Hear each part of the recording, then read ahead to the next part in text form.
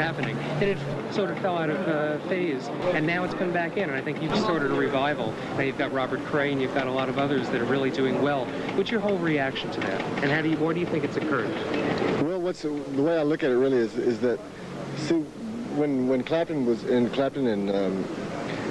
and Beck and Peter Green and a lot of Mick Taylor, a lot of great guitar players were playing with, with the ideas of not playing with it, but actually doing a lot of good work with blues guitar itself.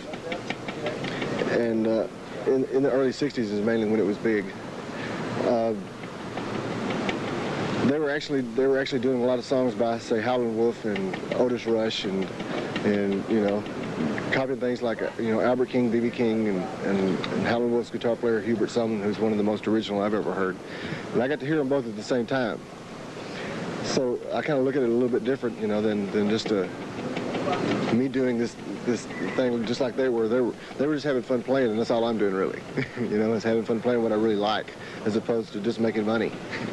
It's a fun thing to do, and I'm glad to see that the doors that were open for me to be able to do what I do, are still open for people like Robert Cray, and the Fabulous Thunderbirds have opened a lot for us with their early records, that even though they didn't get a real good chance to sell big because they weren't pushed by the record company that they were with at the time, they still opened a lot of doors for us, and in turn, us getting popular opened the door back up for them and a lot of other people. Great. Okay. There's a sort of interesting story behind the song Willie the Wimp. Why don't you tell us a little bit about it? Well, it was actually written by Bill Carter from Austin, Texas, a real good friend of ours. He also wrote Why Get Up for the Fabulous Thunderbirds. The song was, he got the story actually out of a let's do this again. I get stuck. Or should I just start the answer again?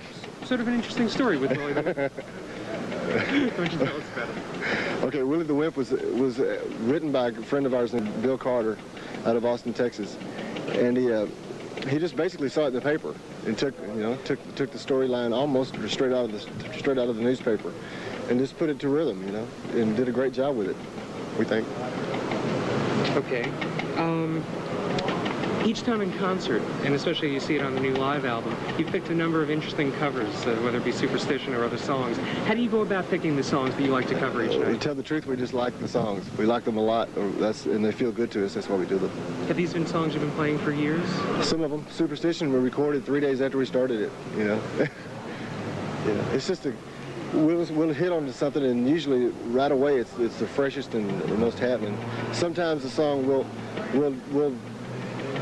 stop, and we've been playing the song for a long time, we'll stop and do a little minor change to it, and it'll make the song alive, If it's basically still, though, if we like the song, we do it, We just have fun with it.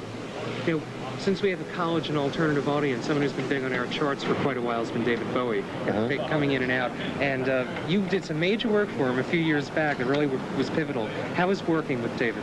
Working on the album was a lot of fun. It really was. He just had me basically plug in and play, I would just listen to the song while he did the vocals, and then take off on the guitar, Unfortunately, the timing was kind of crazy. And I wanted to stay with my band, and couldn't do that on that tour, so he did his tour and I did my thing, and it's worked out good for both of us. Great. Now I hear we're down here near Orlando, where certainly there's Mickey Mouse, and there's a little connections there with the Net Funicello. And speaking of all that, I hear that you're going to be doing something with those people. Yeah, there's a movie, Back to the Beach, and it's got a Net Funicello and Frankie Avalon and the Motorcycle Gangs and the whole deal. It's Back to the Beach. And got the opportunity to do Pipeline with Dick Dale, and we're going to tear it up. And so you're actually going to be on camera, and you're going to be in the movie? I'll play me. I'll play me playing guitar, so it shouldn't be too hard. Terrific. Can you give any advice to the college students out there? Have fun when the party's over. Be sure to take care of yourself. And what about, do you have any future goals? Now, you seem ready to be on top of the world. Well, I just want to try to keep on living and keep on living right, It helps me. If I don't help myself, nobody else will. So we'll keep on with that one. Terrific. We'll have a great show. Thanks. I think there's we have one PSA to do. I think she's got a cue card. Hold on. Hi, everybody. This is Stevie Ray Vaughan coming to you on NCTV, National College Television. Hey, everybody. Whoa, wait a minute. Slow down. Hello, everybody. This is Stevie Ray Vaughan, and I want to tell you all you... Wait a minute. I'm talking too fast.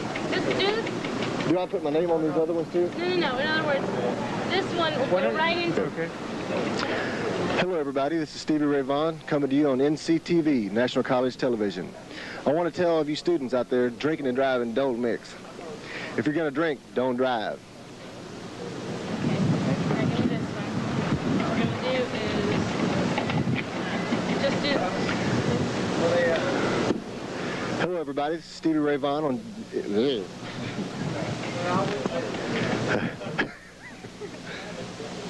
Okay. Hello, everybody. This is Stevie Ray Vaughan on NCTV, National College Television. Keep your head clear so you can hear the music, right? Got it? Thank you, really. I appreciate it very much. Pleasure. Thank you. Yeah. Tony, you're a doll. I have one more guy's going to come out.